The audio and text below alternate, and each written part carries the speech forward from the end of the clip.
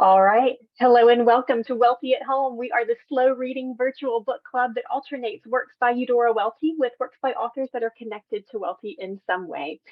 We are currently reading and discussing To the Lighthouse by Virginia Woolf, and today's discussion will focus on The Window, section 19, and Time Passes, sections 1 through 10.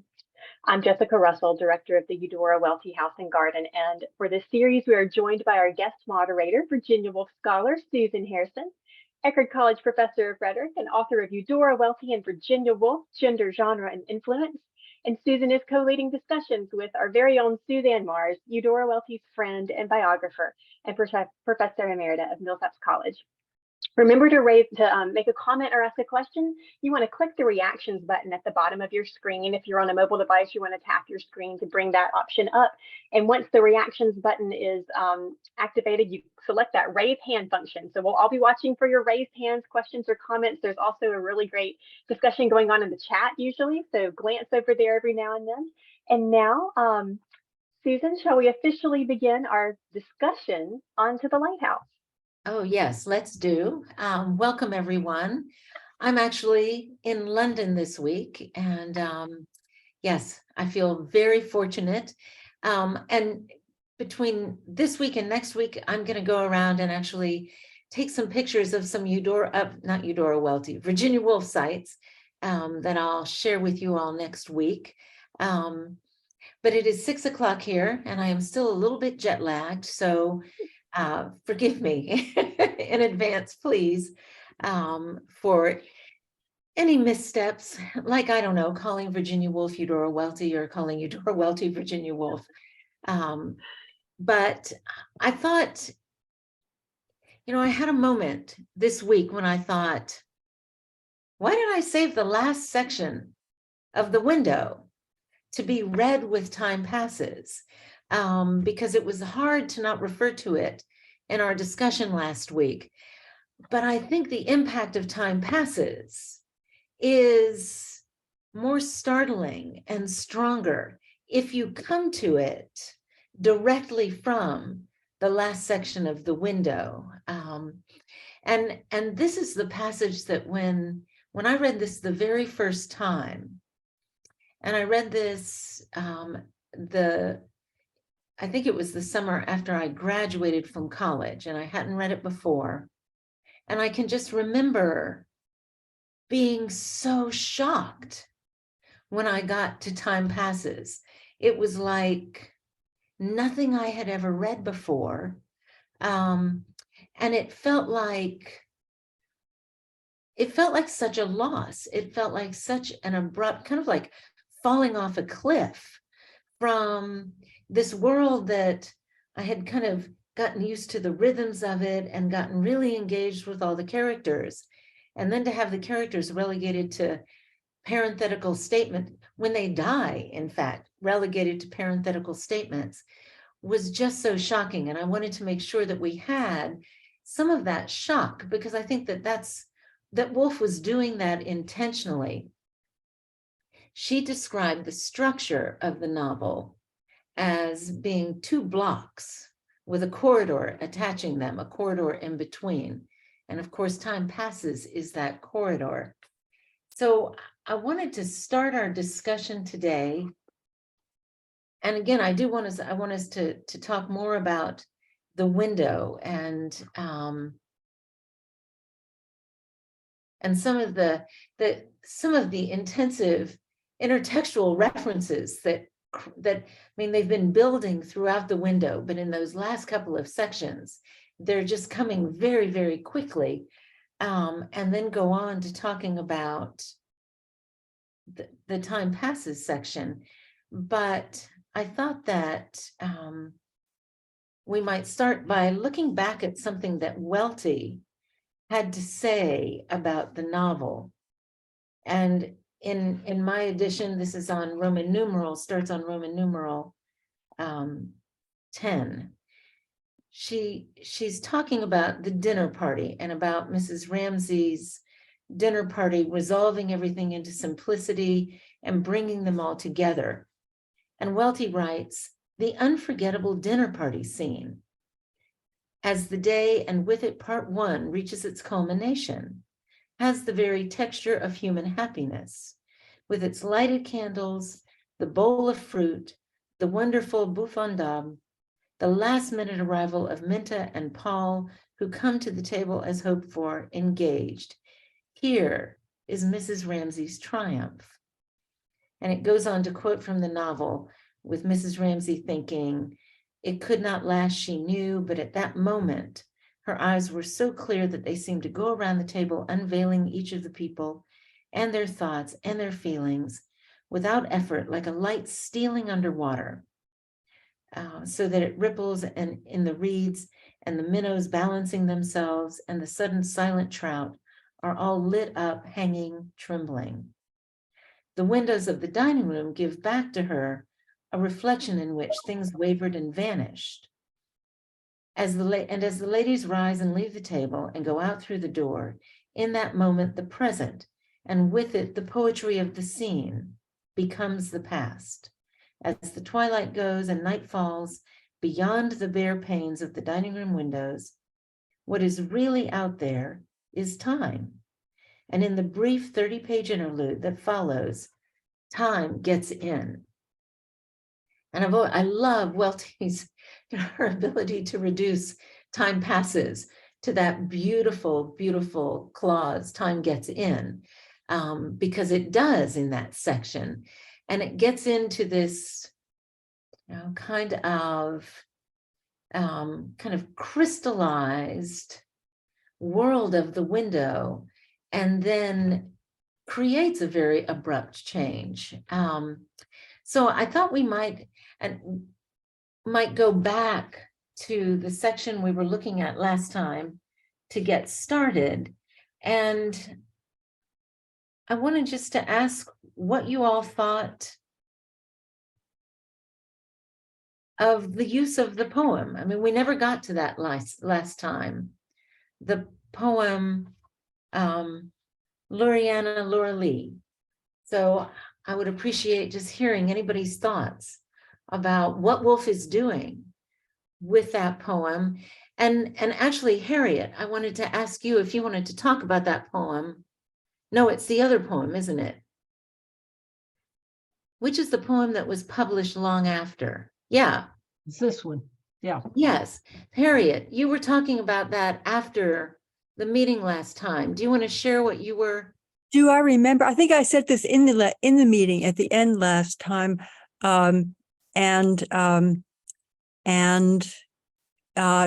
looking back at my note, having forgotten everything that I was thinking last time.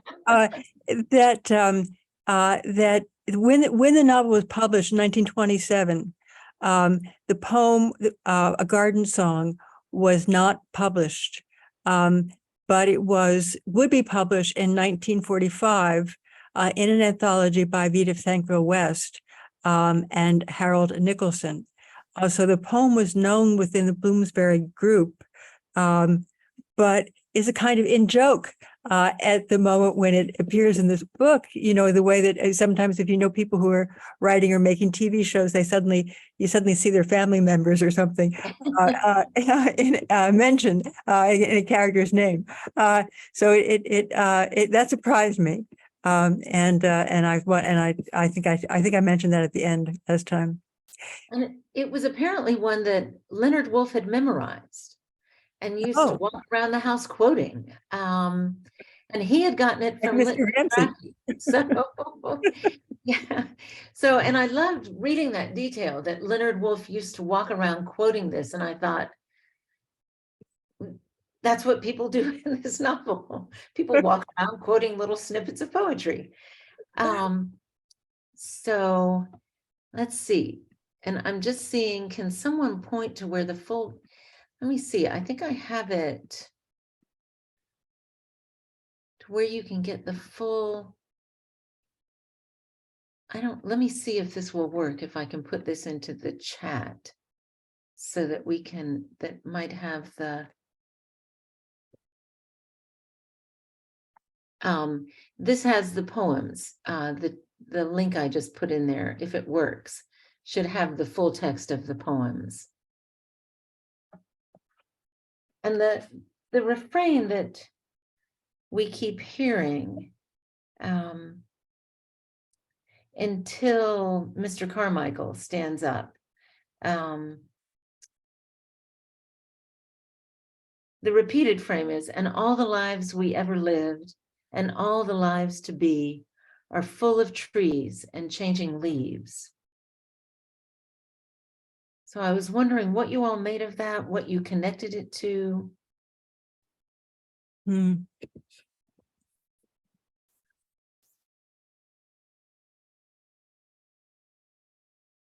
does seem to flash forward to, now that I look at it, to time passes and the trees and leaves that are both impervious somehow to human time, and at the same time they take on a kind of melancholy or reflection or boiling, or that is reflective of human tragedy and human history in the war. Yes, and that sense of being impervious to human experiences, I think, is captured there. Teresa. First, Teresa, then First, Monica. yeah. Sorry. Yes, good morning again. I think it's going back to the reflection of time, and there's also something else that's reiterated over and over again, and I'm stymied about it, and it's the constant talking about beauty. Mrs. Ramsey is beautiful. Prue is beautiful, and the only thing I can think of is how Virginia Woolf is segueing that into the impermanence of beauty, the fleeting nature of beauty, and again, the passing of time. Right, I think so. Monica? Well, thinking about, I agree with Harriet that I love how this seems to kind of anticipate time passes. And also in this section, the poem in her head is kind of this rhythm in her head. And a few pages later, on my 122, Mr. Ramsey, we have Mr. and Mrs. Ramsey, kind of the words in their heads are at different rhythms, right? Her mind was still going up and down with the poetry. He was still feeling very vigorous, very forthright after reading about Steenie's funeral. And then we get, in Time Passes, is about like larger rhythms, right? The rhythms of the season, the rhythms of time passing. So the poetry here, to me, kind of calls our attention to all of these coexisting rhythms that are all going on at the same time. And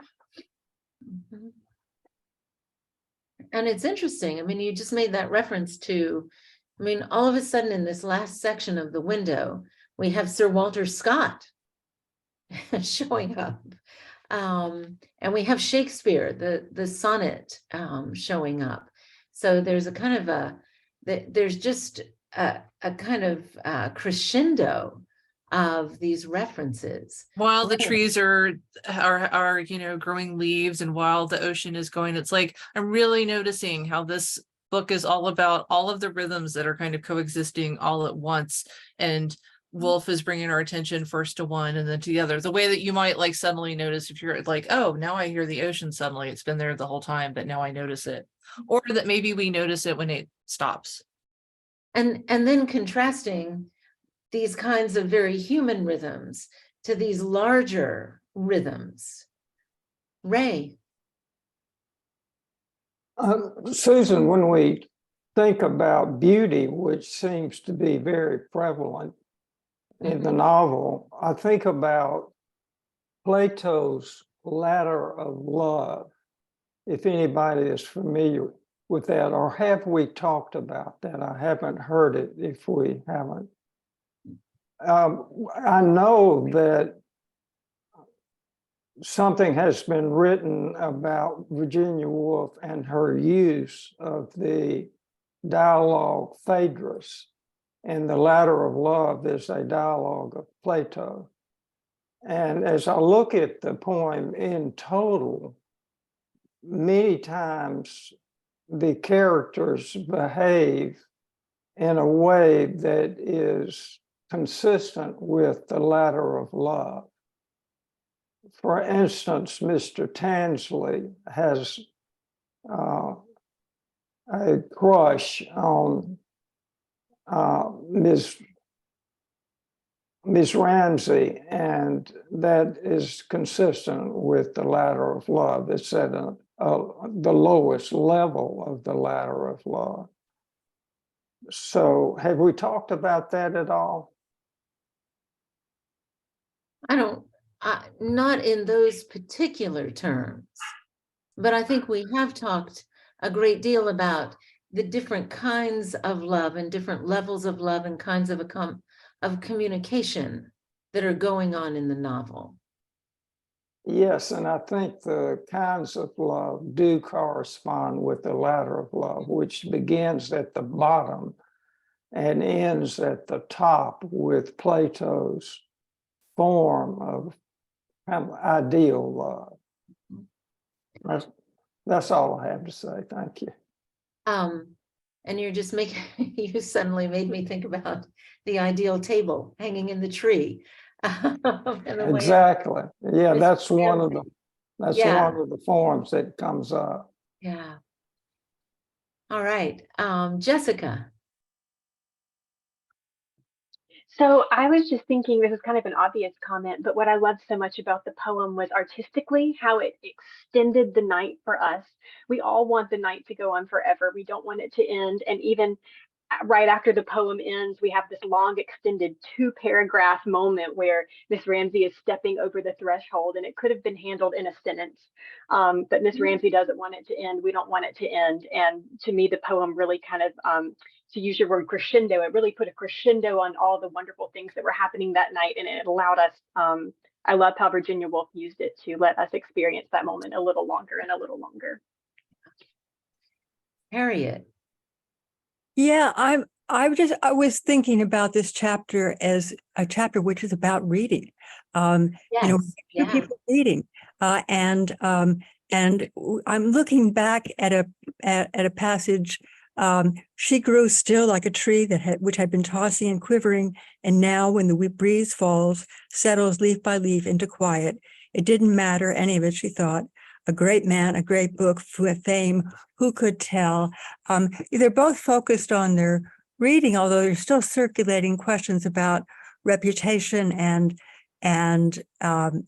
longevity and what survives, and Mr. Ramsey's concerns about his books, and Mr. Banks says at the beginning of Time Passes, time will tell, but that sense of inner lives that are being shared as two people are sitting in the same room, reading, interacting with books that we know, and having their experience with it. And in some ways, at odds with one another through so much of that section. To think, as Jessica, thinking about the rhythms of the section and the way it extends then the section on into the final section of the book. It almost extends the dinner party, and it takes you into those that moment after you've given a dinner party and everybody's gone home, and you finally get to sit down and just be yourself again. And you have the two of them, though once again being at odds with one another in that communication. Mm-hmm. They're reading such different things, and it's affecting them so differently. And so their responses are so different. She on the one hand is she opened the book and began reading here and there in random. As she did so, she felt that she was climbing backwards, upwards, shoving her way up under petals that curved over her, so that she only knew this is white or this is red. She did not know at first what the words meant at all. Again, my sense of women in this book is being portrayed as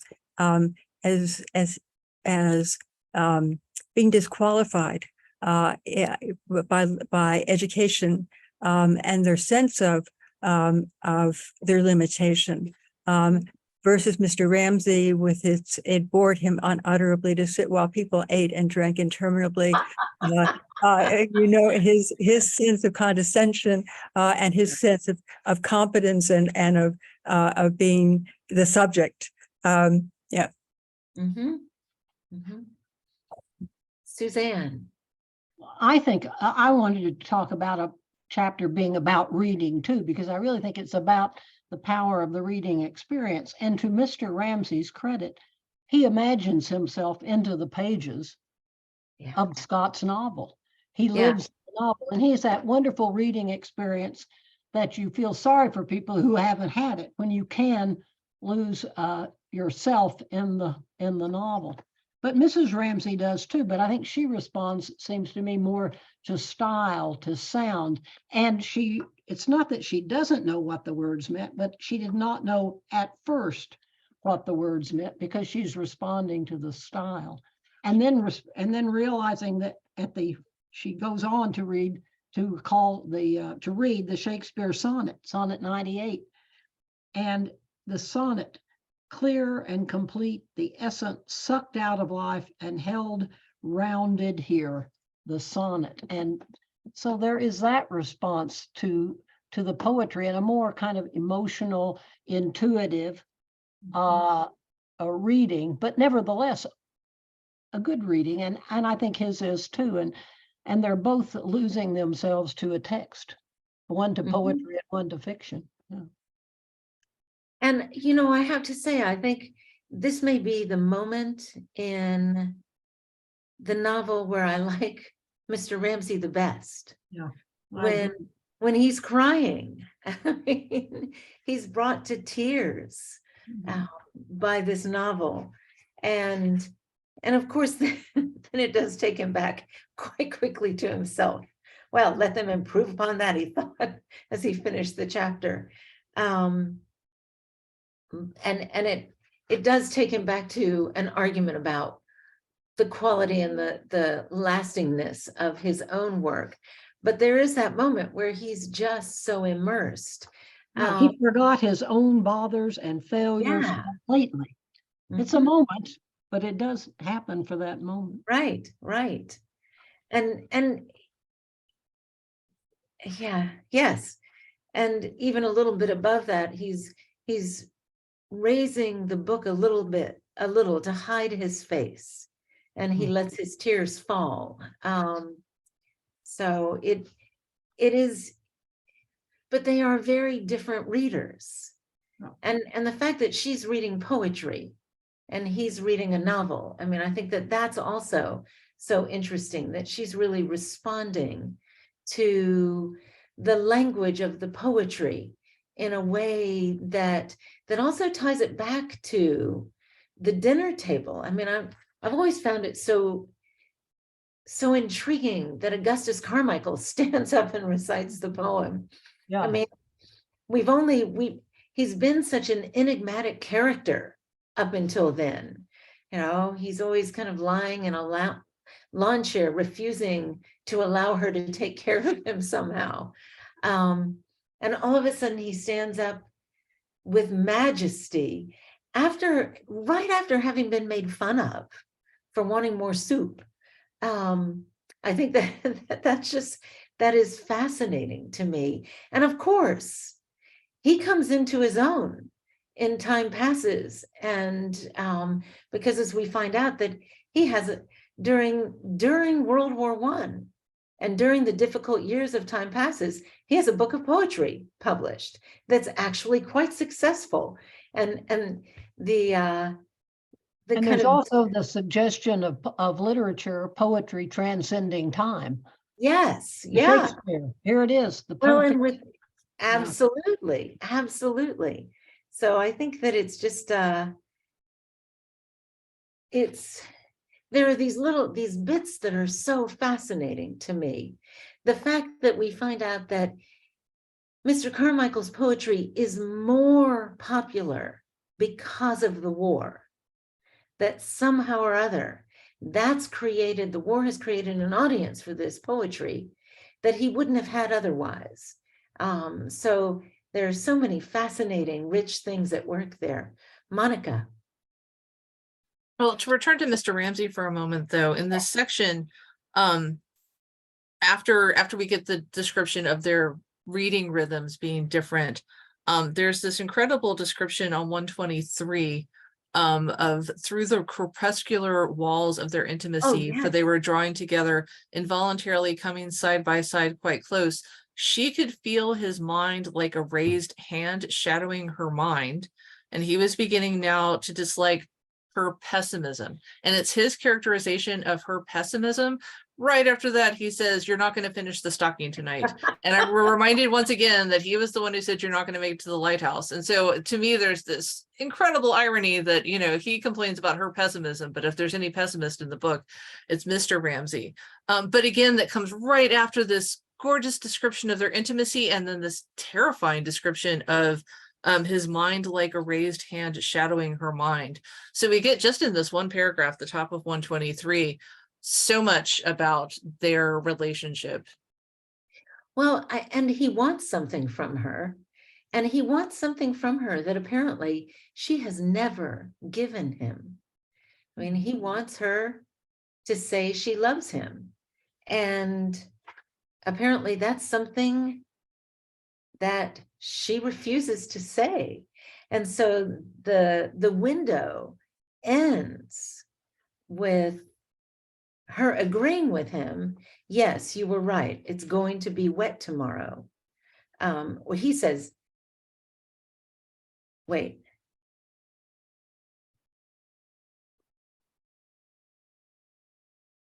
Yeah, she says yes. Every now and then I have to stop and think, am I right about who's saying this, who's thinking this? Yes, you were right. It's going to be wet tomorrow. You won't be able to go. And she looked at him smiling, for she had triumphed again. She had not said it, yet he knew. And it's an interesting parallel to Lily at the dinner party, of going, okay, there's this thing that I'm supposed to say now to make the man across the table from me feel better. We keep having this dynamic happening of what women are willing to give and what they still hold back. And because he's always, and their dynamic is that he's always wanting something from her. Suzanne. I think too, it's Mrs. Ramsey's way of reading, not articulating what she's read into some sort of intellectual formulation, but apprehending it. And this is what she wants in their relationship. She wants to get beyond language, and she's done it. Well, because right before that, she says, yeah. And smiling, she looked out of the window and said, thinking to herself, nothing on earth can equal this happiness. So for her, the happiness seems to lie in the knowing of the love and not having to say it, but communicating it. But he's yearning for her to say it. Yeah. And again, it's they're very, very different ways of being that are being described. John. I think he wants, I'm going to probably project myself into this too much, but I think it's very, I think it's a tendency for men to want to hear words like "I love you," or from a woman, whereas, and I think that's part of what's happening to me. As I read it, for her, for Mrs. Ramsey, it's more important that she shows him that she loves him. It's much more important just to act where he understands that he loves her rather than to say it.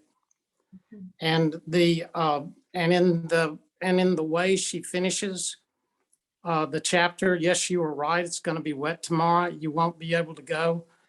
That's her way of reconciling the tension that has existed between them the entire day.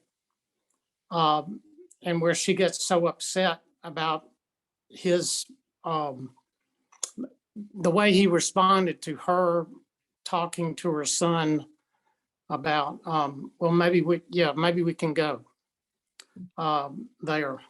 The time passes. I just want to add, and I think you said or alluded to this. I think that's just a beautiful. The last chapter of The Window is just absolutely beautiful, and puts the relationship between the two, between the Ramseys, in a way that I'd not appreciated it up until I read that. And then with the time passes chapter, to me, there's a question about, does time exist at all? Or is it just something we invent and that we project onto things as a way of ordering our life, but otherwise it doesn't exist? And I think that's a point she makes at the end of the dinner scene, that when Mrs. Ramsey is leaving, you know, that there's this moment where she's got the whole dinner and everything that's happened in her mind, but then she knows when she steps away, it's no longer going to exist. The things to me that do exist in time passes are entropy. I think it's about entropy and it's about atrophy. And I just love the way she treats those issues or concepts, for lack of a better word. And her writing style is just so lyrical and poetical, and constantly coming back to phrases that people and non-people, the air, you know, the air seems to me to be a character. And this is the entropy part of time passes. You know, the almost the total destruction of the house, where it's almost going to be completely useless until Mrs. McNabe gets the note, and she's got and she's the example of atrophy for me, you know, to me. But I just think it's a beautiful book. There's one other thing, and then I'll hush, I promise. I thought she took a tremendous risk, and I'm talking about Woolf now, in the death of Mrs. Ramsey just being thrown at you, hitting you in the face in time passes in one of those brackets. And it's just, I was just crestfallen, you know, and I was wondering, how is she going to make you want to continue to read the book? And how is the book going to possibly succeed, having heard that, just the way she deals with it? So, and that's all. Well, I think I think it is very shocking to get the death of Mrs. Ramsey in that parenthetical statement. And it's actually even that parenthetical statement is about Mr. Ramsey. I mean, I'm sorry, I had it just a moment ago and now. Because it starts, Mr. Ramsey, stumbling along a passage one dark morning, stretched his arms out, but Mrs. Ramsey, having died rather suddenly the night before, his arms, though stretched out, remained empty. I find it interesting that not only is her death parenthetical, the parentheses is not about her, it's about Mr. Ramsey. And when I think back to, that line, for she had triumphed again, she had not said it, yet he knew. There's so much in The Window that is about that kind of tension between men and women, and about the work that women have to do in order to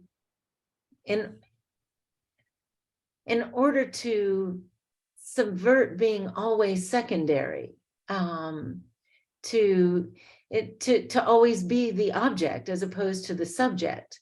And it seems to me that that's a moment of power for Mrs. Ramsey because she's resisting. She's figuring out a way of resisting him in a very profound way. So she gives him, yes, you were right, it's going to be wet tomorrow. And I think that actually I think Mr. Ramsey was right. It was going to be the weather was going to be too bad to go to the lighthouse. But that weather is never really the point of any of those conversations. So she gives him that. But she still is as much as she thinks about and gives to everybody, she's keeping something to herself there that I think is such an interesting moment for that to be the end of the window, which has Mrs. Ramsey very much, I think, is the central figure. And some people might definitely disagree with that, but that's always how I've read it. I mean, she seems to be the most, her presence is the really overpowering driver of that.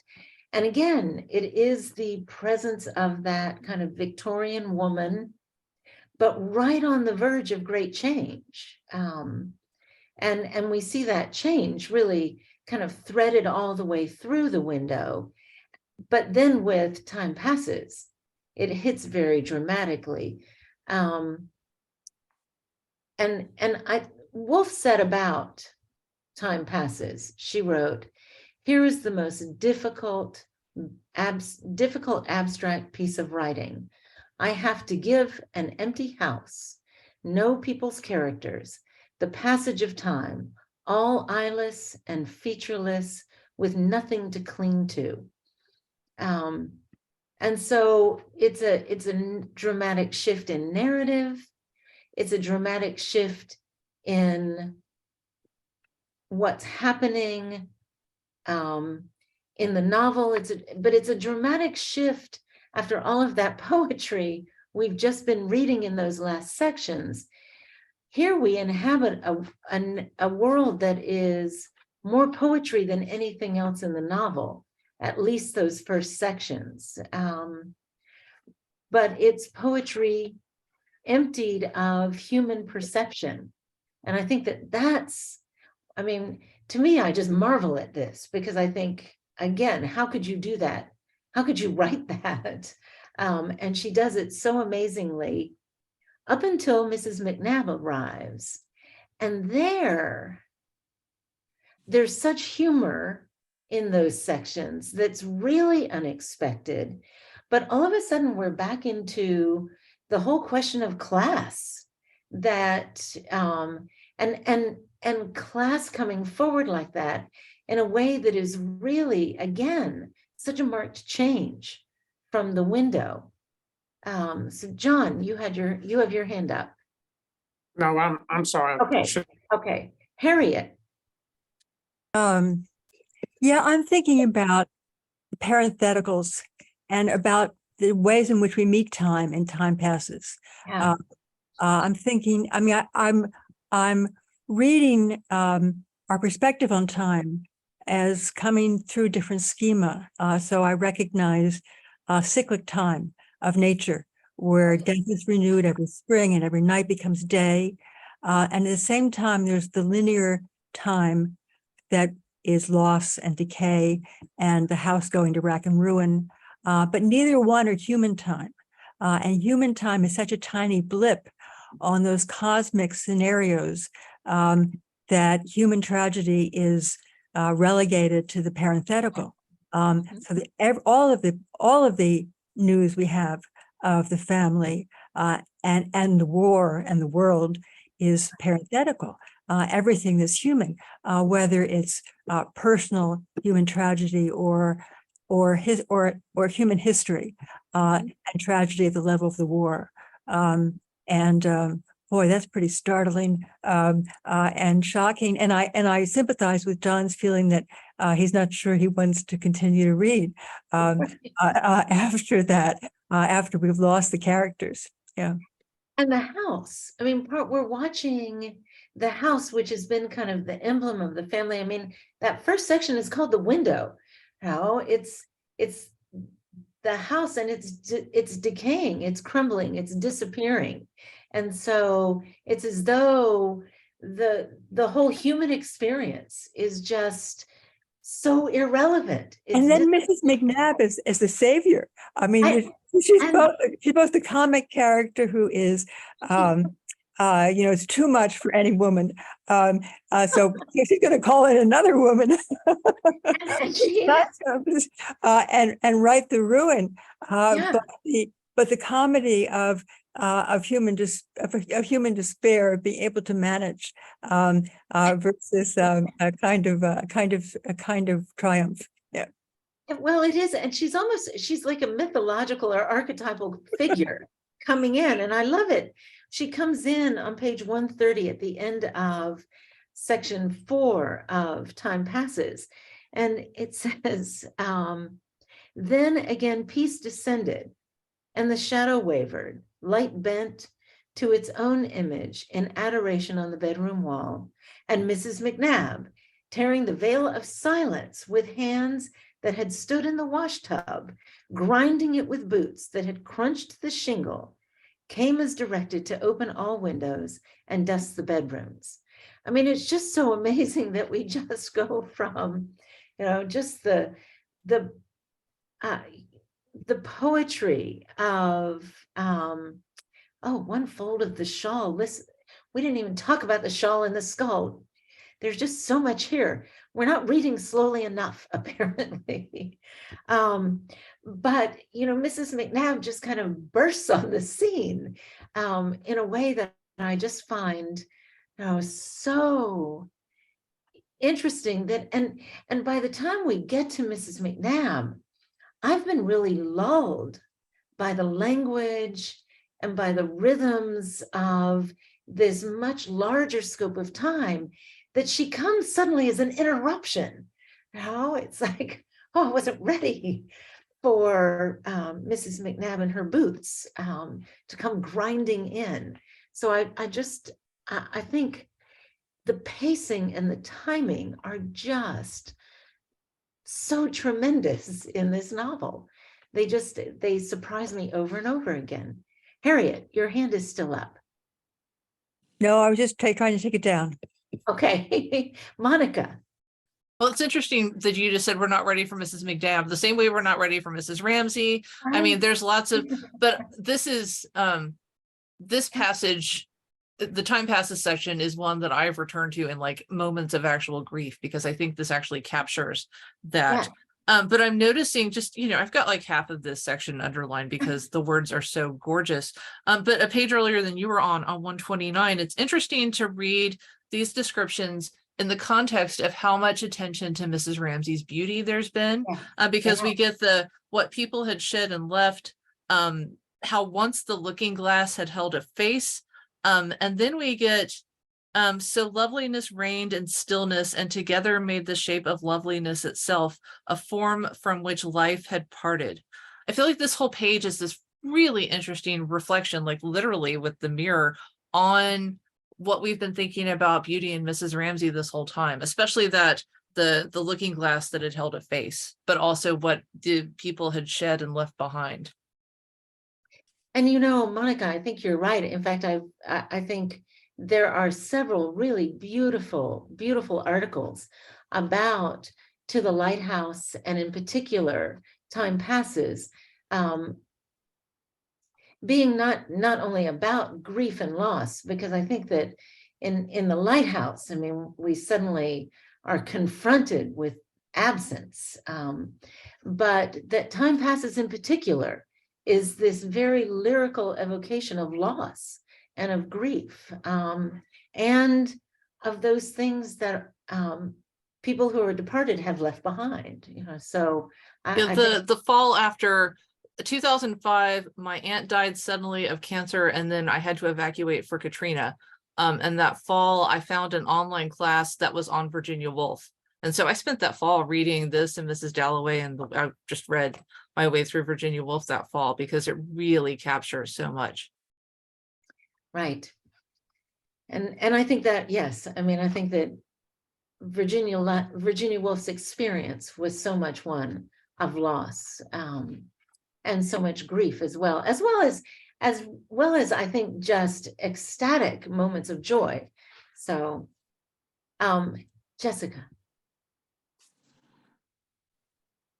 Well, I'm really appreciating these comments on time passes. I enjoyed this reading of it. I was really moved by it. And I was thinking, oh no, we're going to go off this high of the dinner party and then we're going to get into this time passes business and the people are going to be gone. And it was just something about looking at it. I was surprised at how moved I was by this chapter with no people, and just how we can be self-centered in a way. Like if there are places that you go only sometimes, especially only for happy times, it's easy to think that those places just somehow cease to exist when you're not there. I actually, while we were reading this, went to one of our family spots that we go to, and it was time to go clean it and dust it off, in preparation for the reunion in a month. And so I was just looking at that building going, wow, this has a whole life. It exists every day, every time the wind blows, and I only think that it's there for this small amount of time because we're just self-focused like that. So I just really appreciated on this reading, like thinking of places as so permanent. I just thought it was really moving. And it's like Mrs. Ramsey thinking about the Mannings.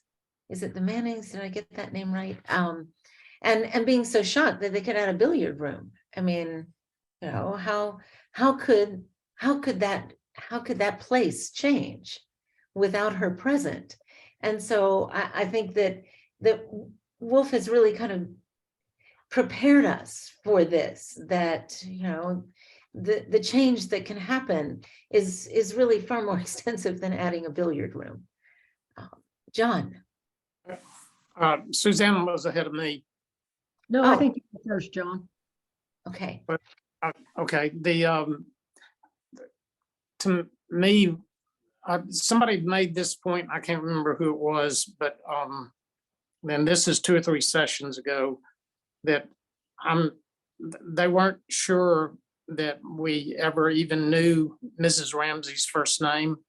We don't. I did check that. We don't know either first name. And to me, a remarkable thing that happens in the book is that we never know when she died. At least that's and it's like, anyway, what it reminds me of is The Stranger by Camus, and it reminds me of The Moviegoer by Percy. And they start off with very important events happening in the narrator's life, but they can't remember when that event took place. And so it makes me wonder, or I just, it's like she wrote the first existential novel, where you just, when it happened is not that important.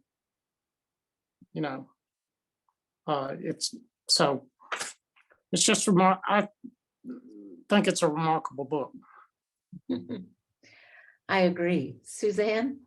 I wanted to come back to the shawl because I've been Yes. worried about the shawl the whole time we've been reading this book. And so, it's on the Michelangelo at one point, and then it goes on to the skull that's on the wall.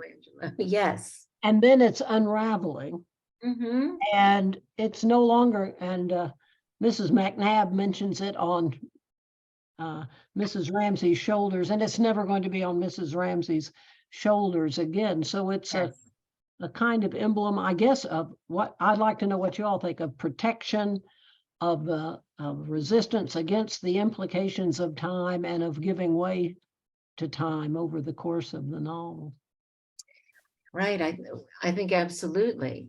And, thinking about it as a shawl that you wear, you wear it for protection, and then wrapping, that's such an interesting scene where she's wrapping the skull, because she's having to do 2 very separate things for 2 very different children. Yeah. There, she can't take it down, but Cam doesn't want to see it. And then we do have the shawl slowly coming loose, but it does reappear in that scene where Mrs. McNabb is remembering Mrs. Ramsey. So not long after she's died parenthetically, suddenly here she is again in the narrative. So I think the shawl is also connected intimately with Mrs. Ramsey. Other thoughts about the shawl? Oh, go ahead, Susan. Yeah, and with James and Cam, who are going to come back to us. Yes, yes. Yeah. And they're going to come back without their mother's protection. Right. Teresa. There's a couple of other things that are foot stomped as well. The shawl is one of them. The skull is mentioned a number of times. The house is mentioned in the beginning with its shabby interior, and she points out how it's decaying. And then she really foot stomps how Prue is beautiful, and everyone foot stomps how she's beautiful. And I just don't understand why these things keep on being repeated and keep on showing up.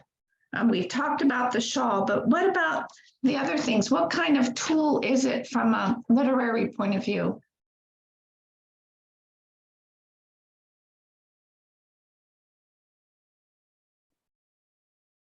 Thoughts about that? I mean, it's certainly, these are repeated motifs that become symbolic because they're loaded with more and more meaning as the narrative goes on. And you're right, there are loads of them. Those minnows at the dinner party take us back to the pond where Nancy is looking in, and they recur a number of times. Really, this novel is so full of those. Teresa, you use the word stomp, but I think that in some cases, they're all handled so delicately that you hardly even notice it because they're so much a part of the fabric of what's going on. But I think always they're accruing meaning. And so I think, Suzanne's question, I think, is just perfect. I mean, with the shawl, it's protection. It is also very vulnerable to the vagaries of time and weather. It represents both Mrs. Ramsey. It represents, I think it's her attempt to protect. I think it could just go on and on in terms of adding depth and meaning to what we see going on. John? This is related to the the question about why do we keep on returning to beauty? And there's a cliche, pretty is as pretty does. There's the line, beauty is truth and truth is beauty. And I may have that backwards, but the poem by Keats. And it's to me, it's the whole question of what is beauty? And is it the superficial way that someone looks, or is it the way they act and treat other people around them? To me, the beauty of Mrs. Ramsey, because one thing about her beauty, it's never described to us that I can recall. We're never given any inkling of what she looks like. We're just told that she's beautiful. And we're also told the only fact related to all that is that she's an Italian woman. And there are a lot of good looking Italian women, and so we can imagine, that she might look, but even there, there are Italian women who are blonde and there are Italian women who are brunettes, and both ravishing, but we're not told anything along the lines of what she looks like. But at the end, to me personally, I find myself agreeing, yes, she is beautiful because of the way she interacts with people. So, Right, Harriet? Yeah, I mean, I tend to think about beauty in the first part of the book in Window as a realm of power. That is, that it's when her beauty is being discussed, it is a realm of power that she commands, and that Prue promises that are being accorded her. But I want to switch the conversation to another kind of beauty, the beauty that shows up in Time Passes, which is the beauty of the natural world. And I'm just I'm puzzled by the representation of nature in Time Passes, because on the one hand, I have a sense that I'm in T.S. Eliot's The Wasteland, and April is the cruelest month, that we have nature's beauty coming up. Here it is, the war is over, the family's dead, and it's spring, and the flowers are beautiful, and the beach is gorgeous, and at the same time, she does something else, which is she tinges the natural world with these intimations of what's going on in the human world. And that surprises me and puzzles me. But so I'm thinking of things like the autumn trees, ravages they are, take on the flash of tattered flags kindling in the gloom, or the nights being full of wind and destruction, the spring without a leaf to toss, bare and bright like a virgin, fierce in her chastity, scornful in her purity, was laid out in the field, wide-eyed and watchful. Maybe that's the impervious. But there's something also going on. I'm thinking of the moment when the water is changing color, as if it takes that purple hue, as if something is boiling up underneath it. So what she's doing here about the natural world and beauty is I think a counterpoint to the way in which beauty has been handled in the social sense. And at the same time, I think it's complicated. I will go with complicated, that's for sure. Because I think that this is such a remarkably lyrical section of the novel. But in many cases, the comparisons are very familiar, and and part of how we're seeing nature is through its impact on a home. And so we're seeing curtains blowing, and we're hearing things creak, and we're seeing sand come in. And so even though there's no human interaction, it's the interaction of nature with the human world very much that we're seeing. And so it's, and then I always come back to the fact that, and nature's winning. And then Mrs. McNabb shows up. And even she's daunted, but she brings in Mrs. Bast, and they actually prevail, and they prevail just in the last moment, the narrative tells us. Yeah. For now had come that moment, that hesitation, when dawn trembles and night pauses, when if a feather alight in the scale, it will be weighed down. One feather in the house, sinking, falling, would have turned and pitched downwards to the depths of darkness. And it goes on to say that, there would be nothing left except, you could poke around in the nettles and find a piece of china. But there was a force working, something not highly conscious, something that leered, something that lurched, something not inspired to go about its work with dignified ritual or solemn chanting, which, Mrs. McNabb groaned, Mrs. Bast creaked. They were old, they were stiff, their legs ached. We shift into comedy there. But in this kind of battle between grief and loss, on the one hand, and a kind of comic reawakening. The comic reawakening wins, and the house is brought back.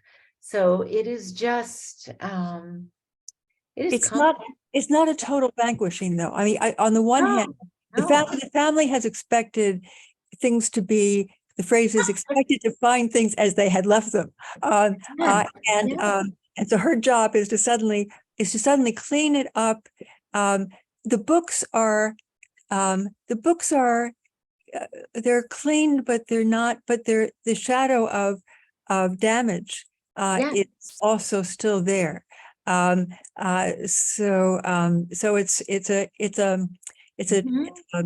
compromise. Yeah. It is a compromise. It's not, it hasn't, and I mean, I think you've just captured what we see in the Lighthouse.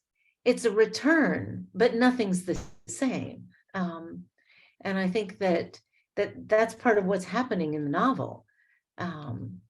Suzanne. I know we're out of time. I'll just say two things. I think the line from Shakespeare, nor praise the deep vermilion in the rose, prefigures what's going on in this section. And the other question I wanted to ask you was not about the wasteland, but about Prufrock and the question. Do not ask the question. Do not ask, what is it? Let us go and make our visit. And of course, the question is, do you love me? And it's a question that never gets asked. And so there is a kind of Prufrockian. Yes, there is. There is. Yeah. Well, you know, so the Woolfs published T.S. Eliot in their press, in a Hogarth press. So certainly all of these influences were part of that kind of rich cultural and literary milieu. And I know Jessica has her hand up because she's going to make us stop talking about this novel. and of course we do have to. I guess I would just note that when we get to the end, the last thing that happens in Time Passes is Lily Briscoe. Here she was again, she thought, sitting bolt upright in bed, awake. And so I think it just fascinating that we end Time Passes on the word awake. All right, Jessica. Well, this has been so great. I know we're out of time, but thanks to you and to everyone for the good discussion today. Next week on June 12th, we'll discuss To the Lighthouse sections 1 through 7. Rachel's going to end the meeting for us. Thanks, everybody. Bye. Bye-bye.